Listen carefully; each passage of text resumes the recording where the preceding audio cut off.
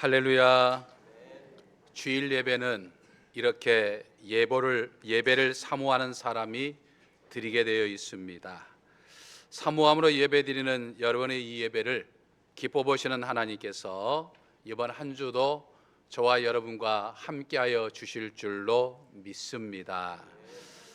21세기 모든 나라의 최대 과제는 경제 번영입니다.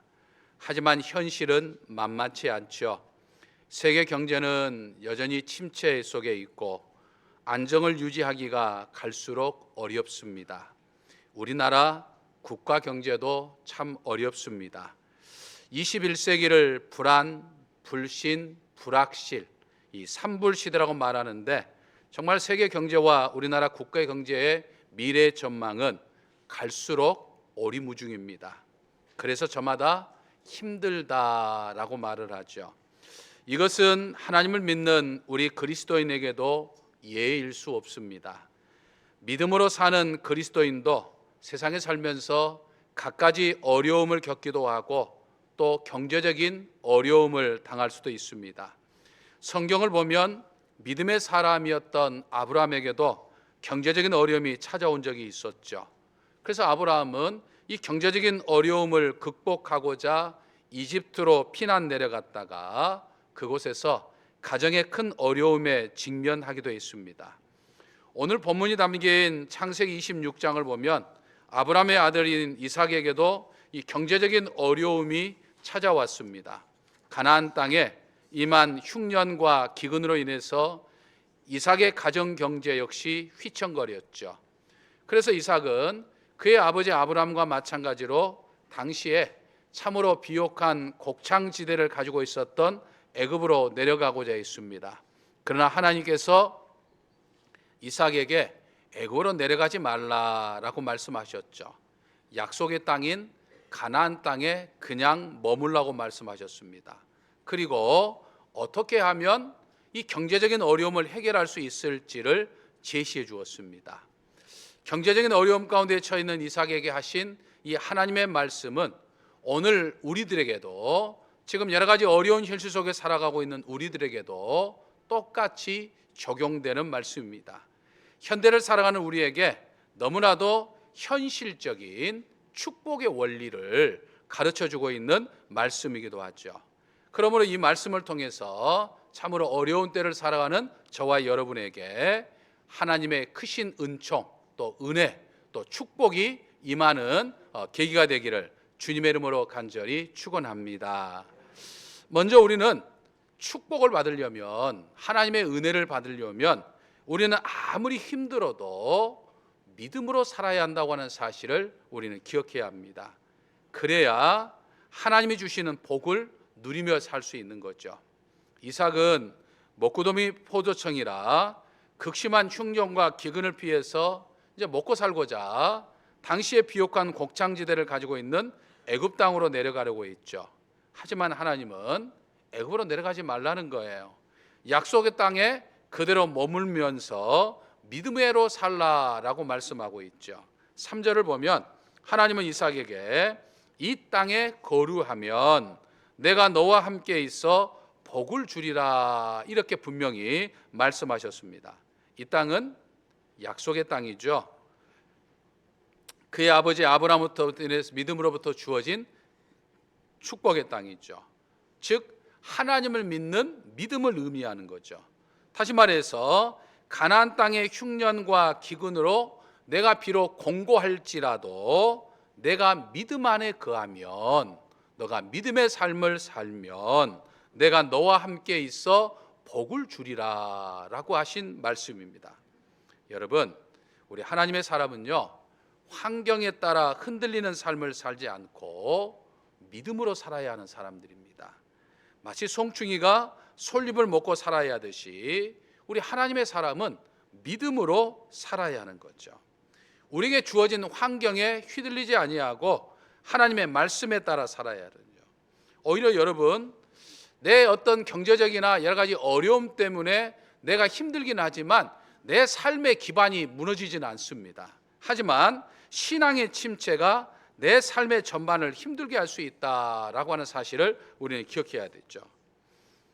아무리 환경이 힘들다 하더라도 내 삶이 버겁고 어렵다 하더라도 믿음이 있으면 회복되는 것을 우리는 보게 됐죠. 저는 오늘날 우리나라의 국가 경제, 세계 경제의 유일한 해결책은 어떤 경기 부양을 위한 그 어떤 정책보다도 저는 오히려 하나님에게 있다고 생각을 합니다. 그러니까 오늘날 우리의 삶의 위기를 해결할 수 있는 것은 그 어떤 인간의 노력, 그러니까 인간이 노력하면 노력할수록 오히려 더 수렁에 빠지는 것들을 우리는 보게 되는데, 그러니까 인간의 어떤 그 노력보다도 하나님을 향한 내 믿음이 필요하다, 저는 그렇게 생각합니다. 어떻습니까? 믿으십니까? 여러분, 모든 문을 열 수 있는 마스터키처럼 우리 인생의 모든 문제를 해결할 수 있는 이 마스터키는 오직 믿음이다라고 하는 거예요. 여러분, 오늘날 내 삶 속에 처한 여러 가지 문제들을 우리가 해결하기 위해서 정말 최선을 다해 또 바쁘고 분주하게 살아보지만 내 삶 속에 믿음이 전제되어 있지 않으면 이 모든 것들은 마치 모래 위에 집을 짓는 것과도 같다고 하는 사실을 우리는 기억해야 합니다. 경제적인 문제가 되었든지 여러 가지 내 삶의 환경적인 조건적인 문제가 되었든지 내 인생의 모든 문제를 해결할 분은 오직 하나님인 거예요. 하나님의 은혜는 내가 오직 믿음 안에 있을 때만 받을 수 있는 거죠.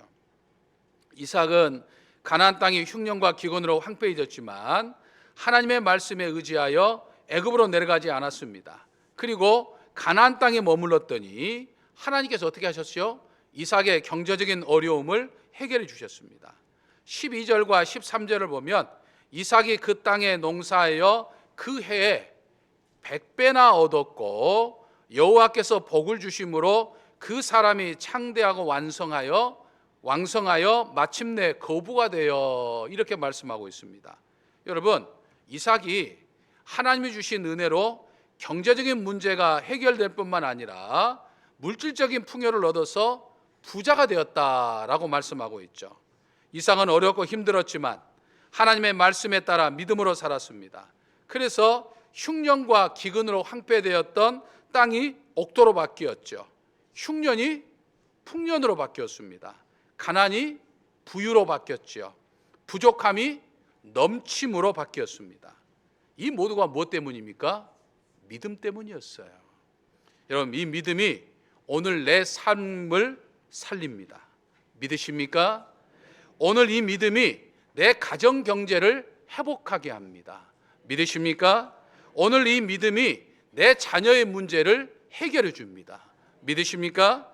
오늘 이 믿음이 이 나라와 민족을 살리는 거예요. 믿으십니까? 믿으셔야 해요. 오늘 내 믿음, 여러분의 믿음이 대단히 중요합니다. 사랑하는 성도 여러분, 여러분들의 삶을 힘들게 하는 것이 있습니까? 그렇다고 하면 그럴 때일수록, 힘들 때일수록 우리는 하나님의 말씀에 귀를 기울여야 합니다. 내가 믿음 안에 있으면 내가 너와 함께 있어 복을 주리라 라고 하는 이 하나님의 말씀에 순종함으로 이삭에게 복을 주신 하나님께서 오늘 이 예배에 참여한 여러분들에게 풍성한 복을 주시는 것을 경험해 살기에 부족함이 없는 사랑하는 성도 여러분들 되시기를 주님의 이름으로 간절히 축원합니다. 다음으로 우리는요, 아무리 손해를 본다 하더라도 믿음의 사람답게 선하게 살아야 합니다. 이삭이 가나안 땅에서 부자가 되니까 가나안 땅에 살던 원주민들이 이삭을 시기합니다. 그리고 자꾸만 시비를 걸기 시작했죠. 이삭의 목축업을 방해했고 이삭이 파놓았던 우물을 계속 자기들 땅이라고 빼앗았습니다. 근데 그때마다 이삭은 믿음의 사람답게 양보를 했습니다. 26장을 보면 이삭은 무려 7번 이상 양보하며 손해를 감수했던 거예요. 고고학자들의 발굴에 의하면 이 이삭 시대의 보통 우물의 깊이가 한 12m 정도 된다고 합니다. 그러니까 깊이가 12m 정도 된다고 하는 것은 그 당시에 변변한 장비가 없었던 그 당시의 상황으로서는 우물 하나 판다고 하는 것 결코 쉽지 않아요. 또 물이 귀한 가나안 땅에서 팥닥에서 물이 나온 것도 결코 아니죠. 그러니까 참 힘겨운 거예요. 그래도 이삭은 믿음의 사람답게 자신의 손해를 감수했죠. 아니 처음에 파기 전부터 이 땅이 우리 땅인데 왜 여기다가 우물을 파느냐라고 시비를 걸면서 처음부터 하지 않았다고 한다면 그나마 그래도 좀 속상해도 괜찮은데, 기껏 힘들게 우물을 파가지고 우물을 만들어 놨더니 그때서야 달라고 그러니까 얼마나 참 황당하고 답답했겠습니까? 하지만 그들과 충돌하거나 그들과 마찰을 빚지 않았죠. 이삭은 아무리 손해를 봐도 온유하게 살았음을 보여줍니다. 그랬더니 하나님은 오히려 이삭에게 더욱 복을 주셨습니다. 26장 33절을 보면 이삭이 가나안 사람의 시비에 우물을 다 양보하고 이제 마지막 우물을 팠던데 그 샘의 이름이 부엘세바라 이렇게 말합니다. 하나님께서 7번째 우물을 주셨다라고 하는 뜻이죠. 우물 파기 쉽지 않았던 가나안 땅에서 무슨 이야기입니까? 하나님이 계속 우물을 주셨다는 거예요. 그러니까 복을 주셨다는 거죠. 하나님은 내가 하나님을 믿는 믿음 때문에, 그러니까 내 믿음으로 내가 하나님을 생각하고 손해를 본다고 하면 하나님은 결코 내가 손해보는 삶을 살지 않게 하신다라고 하는 거죠. 오히려 내 손해를 훨씬 더 크게 갚아주십니다. 왜냐하면 하나님은 상 주시기 기뻐하시는 분이기 때문이다라고 하는 거죠. 근데 여러분, 하나님이 복을 주시는 것은요 1 플러스 1은 2가 되는 덧셈 공식이 아니에요. 곱셈입니다. 곱셈. 승법 공식, 즉 곱셈 공식으로 갚아주시죠. 어떻게 갚아준다고 그랬습니까? 30배, 60배, 100배로 축복하신다라고 하는 거예요. 믿으십니까? 그래서 바울 사도는 로마 교회 교인들에게 보낸 편지에서 우리 그리스도인들이 세상 사람들과 달리 수준 높게 살아야 할 삶의 공식을 이렇게 말씀하고 있죠. 아무에게도 악을 악으로 갚지 말고 모든 사람 앞에서 선한 일을 도모하라.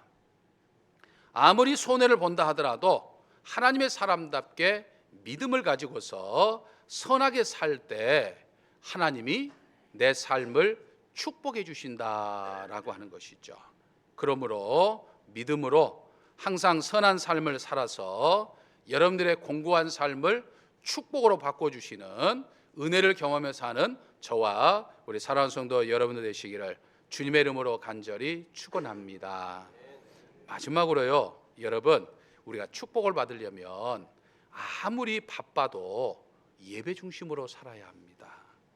하나님께서 인류 역사를 막론하고 모든 그리스도인들에게 원하시는 신앙생활의 가장 기본적인 원리는 우선순위 원리예요.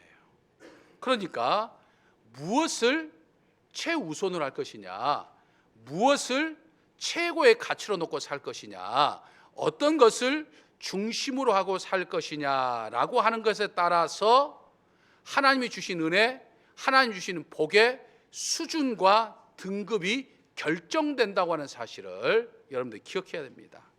다시 말해서 공고한 삶을 사는 내가 행복한 삶을 살 수 있는 가장 기본적인 것은요, 예배 중심의 삶을 여러분들이 살아야 한다는 거예요.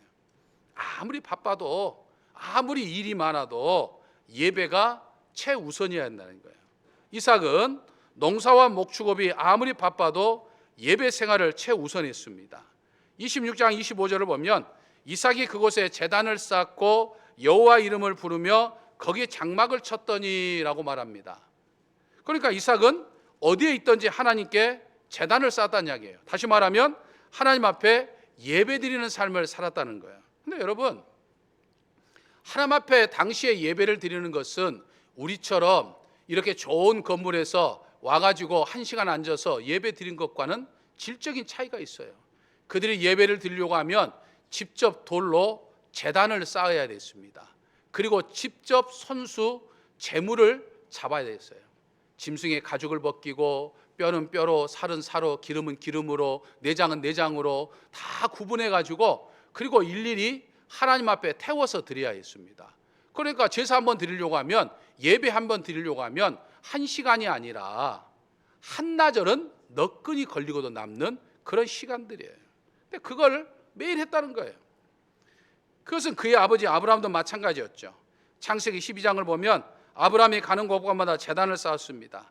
점점 남방으로 옮겨가면서 제단을 쌓고 여호와 이름을 불렀습니다. 다시 말해서 그는 거처를 매일 옮기면서도 하나님 앞에 그렇게 제단 쌓는 예배 드리는 일에 열심이었다는 거예요. 그러니까 아브라함이 하나님께 받은 축복의 원동력은 아브라함의 예배하는 삶이었다라고 하는 거죠. 이삭이 경제적으로 어려움을 해결받고 복을 받은 원동력도 예배하는 삶이었다라고 하는 거예요. 그래서 26장 25절을 보면 제단을 쌓고 우물을 팠더니 하나님께서 또 우물을 터뜨려 주신 거예요. 그러니까 물 한 방울 찾기 어려운 이 가나안 지역에서 어느 지역에서든지 이삭이 샘을 파기만 하면 물이 솟아 나왔다는 것을 지금 이야기하죠. 여러분, 가나안 땅에서 물은 생명입니다. 물이 귀한 지역이 가나안 땅이에요. 그러니까 식량 못지않게 중요한 것이 바로 물입니다. 그러니까 이삭의 가정의 경제적인 문제를 해결하는 것도 중요하지만 물을 확보하는 것도 중요했습니다. 그래서 이삭은 계속해서 거처를 옮기면서 우물을 판 거예요. 그러니까 예배하는 삶을 살았더니 하나님께서 이삭이 필요할 때마다 채워주시는 것을 보여주고 있는 거죠. 여러분, 이 원리는 오늘날도 동일합니다. 하나님은 오늘날도 예배하는 자를 축복하십니다. 믿으십니까? 그래서 구약 성경을 보면 제단을 쌓는 곳에는 반드시 하늘의 축복이 임했어요. 그래서 하나님은 오늘 또 예배하는 자를 찾고 계셔요. 하늘 창고에 축복이 너무 많이 쌓여 있어서 그것을 다 하나님이 주시고자 방출하고자 예배하는 자를 찾고 계셔요. 그러니까 내 인생의 최우선이 예배하는 거예요. 하나님께 예배드리는 것에 내 생명을 걸어야 합니다. 하나님께 예배드리는 것에 내 가정의 운명을 걸어야 돼요. 그럴 때 내 인생과 내 가정의 모든 문제가 해결되고 하나님이 주신 은혜와 복 속에 승리하는 믿음의 삶을 살아가는 거예요. 여러분, 우리가 축복받는 인생, 흑자 인생은, 성공한 인생은 간단합니다. 비결이 그것은 예배 중심으로 사는 거예요. 인류 역사상 하나님으로부터 가장 많은 복을 받은 사람으로 다윗이 단연 꼽힙니다. 다윗이 그렇게 하나님부터 축복을 받았던 것은 그의 삶이 예배 중심이었기 때문이에요. 물론 그는 하나님 앞에서 실족하기도 했었고 두 번이나 다시 두 번 생각하기 싫을 정도로 끔찍한 죄악을 짓기도 했지만 그의 평생의 삶을 요약해 보면 그는 예배 중심의 삶이었어요. 우리가 시편 27편을 보면 그 제목이 다윗의 시로 되어 있습니다. 그런데 부제목을 보면 하나님과 사귐이 있는 자의 기도라고 되어 있어요. 다윗이 기록한 27편 4절을 보면 이렇게 고백을 하죠. 내가 여호와께 바라는 것 한 가지 일 그것을 구하리니 곧 내가 내 평생에 여호와 집에 살면서 여호와의 아름다움을 바라보며 그의 성전에서 사모하는 그것이라 라고 말씀합니다. 그러니까 다윗의 이 시를 보면 구구절절 성전에 대한 그리움, 예배에 대한 사모함으로 가득 차 있는 것을 볼 수 있습니다. 다윗은 그렇게 평생을 하나님을 인하여 행복했던 사람이 있죠. 매일같이 사울로부터 쫓기는 삶을 살면서도 오직 하나님만 바라보며 살았어요. 그러니까 다윗의 삶은 점점 강성해지고 사울의 삶은 점점 쇠하여져 간 거죠. 다윗이 그렇게 오직 하나님만 의지하는 신앙의 삶을 살아갈 때 하나님께서 그의 곁을 지켜주셨어요. 여러분, 역사적으로 봐도 예배를 거부한 사람 치고 성공한 사람 없습니다. 그래서 독재자들은 한결같이 예배를 거부하고 예배하는 사람들을 핍박하다가 결국에는 멸망했죠. 일본이 그렇게 예배드리는 걸 방해하고 교회 문을 닫게 하고 신사참배를 강요하더니 결국 망하고 말았어요. 히틀러가 독일 교회가 자신에게 충성하도록 강요하고 예배를 방해하더니 끝내 히틀러도 망하고 말았죠. 그러나 여러분, 예배 중심의 삶을 사는 사람 치고 고난은 받을지언정 망한 사람은 없습니다. 모두가 다 하나님의 복을 받아서 성공한 인생을 살았어요. 그러니까 성경에 나오는 수많은 신앙의 선배들이 그걸 증언해주는 산 증인이고 기독교 2000년 역사가 그걸 우리들에게 생생하게 증언해주고 있죠. 그러므로 사랑하는 성도 여러분, 혹시 여러분들의 삶이 여러 가지 이유 때문에 힘드십니까? 또 경제적으로 어려움에 처해 있습니까? 그렇다고 한다면 이삭처럼 여러분 예배 중심의 삶을 꼭 쭉 사시기를 바랍니다. 그러면 하나님께서 이삭처럼 여러분들에게 축복하여 주실 것입니다.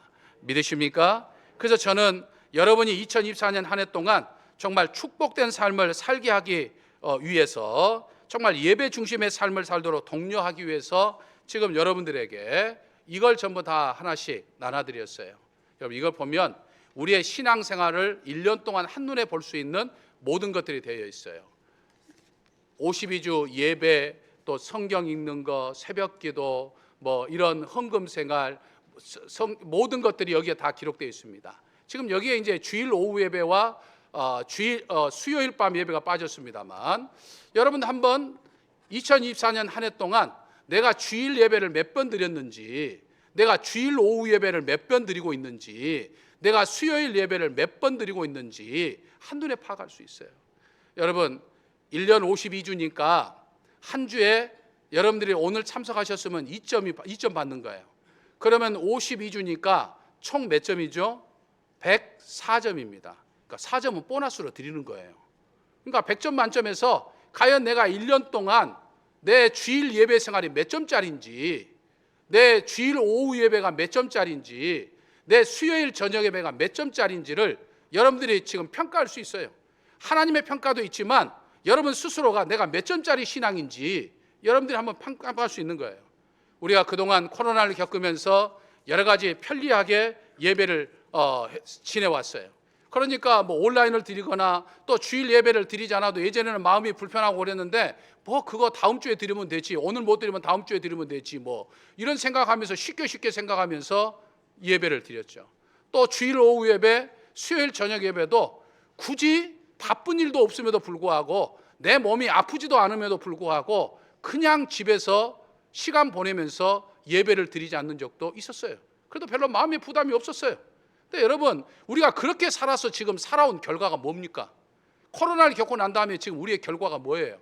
갈수록 어렵다고 하는 이야기만 우리 주변에 수없이 드리고 우리가 힘겨운 삶을 살고 있지 않습니까? 장로님의 기도 가운데 나왔지만 우리가 그동안 여러 가지 바쁘다는 핑계, 여러분 직분의 은퇴는 있지만 사명의 은퇴는 없어요. 내가 70세 됐다고 해서 예배 안 드립니까? 내가 70세 됐다고 해서 성경 안 읽습니까? 내가 70세가 됐다고 해서 교회 봉사하지 않습니까? 내가 70세 됐다고 해서 내가 뒷방 늙은이로 물러납니까? 아니에요. 직분만 내려놓는 것이지 해야 해왔던 사명은 똑같이 감당하는 거예요. 그게 내가 하나님 앞에 축복받는 원리입니다. 사랑하는 성도 여러분, 2024년은 그 어느 해보다도 저는 우리 사랑하는 성도 여러분들이 축복받는 한 해가 되기를 원합니다. 하나님께서 우리 가정에 이렇게도 복을 부어주셨다고 너나 할 것 없이 이구동성으로 간증하는 그 간증의 소리가 넘치는 한 해가 되기를 원합니다. 그러기 위해서는 저는 더 기도하겠지만 여러분들이 예배 중심으로 살아야 합니다.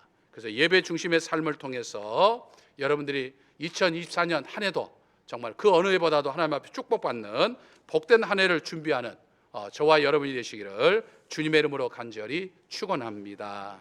할렐루야. 사랑의 아버지 하나님, 예수님을 그리스도로 고백하며 사는 저희도 세상 사람들처럼 경제적인 어려움에 처할 때도 있고 여러 가지 어려움 속에 하루하루 살아갈 때도 있습니다. 그러나 그럴 때일수록 저희가 더욱더 믿음으로 살게 하시고 손해를 보더라도 하나님의 자녀답게 살게 하시고 예배 중심으로 살아갈 때 하나님께서 저희 삶의 모든 문제와 어려움을 해결해 주시고 복을 주시는 것을 경험하며 살게 하여 주옵소서. 저희의 삶이 승리자의 삶이 되게 하여 주시옵소서. 우리 주 예수 그리스도의 이름으로 기도하옵나이다. 아멘. 전능하사